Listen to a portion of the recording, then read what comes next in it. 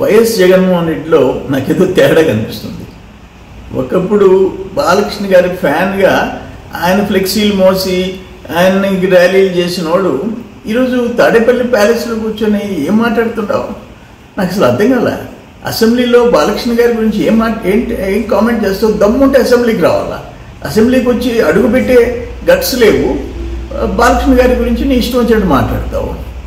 అసలు నాకు ఒక్కటి ఏంటంటే అర్థం కాంది, ఒక పాలిటీషియన్ బహుశా ఇండియాలో ప్రపంచంలో 2.5 hours ప్రెస్ కాన్ఫరెన్స్ పెడతారా?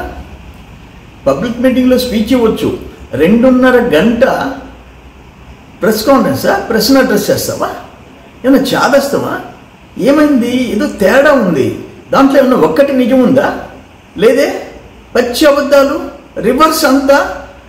అది ఏపీ గవర్నమెంట్ కూటమి ప్రభుత్వం ఏదన్నా చేస్తే దాన్ని వ్యతిరేకించటం, లేదా పక్క రోజు వచ్చి అది నేను తెచ్చింది అది అని చెప్పేసి మళ్ళీ చెప్పుకోవటం. ఇటువంటి పొలిటీషియన్ని మేము ఎక్కడ చూడలే. మేము దాదాపు 45 years నుంచి 50 years నుంచి అబ్జర్వ్ చేస్తూనే ఉన్నాం రాజకీయాల గురించి. ఇది ఒక ప్రత్యేకమైన క్యారెక్టర్ ఇది. కానీ నేను అనేది ఏంటంటే, ఆయనకి ఏదన్నా పరీక్షలు చేయించండి. సరే, తల్లి చెల్లి పక్కన లేరు, భారతమ్మ అన్న తీసుకోపోయి హాస్పిటల్లో బ్రెయిన్ టెస్ట్ చేయించండి. లేకపోతే పరిస్థితులు అయితే మాత్రం తేడా కనిపిస్తున్నాయి.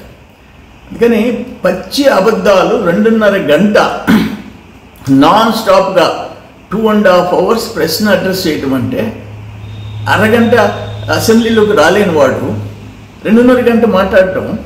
అందుకని డెఫినెట్గా ఏదో ఉంది, నువ్వు ట్రీట్మెంట్ చేయించుకోవటం మంచిది అని చెప్పేసి మా సలహా.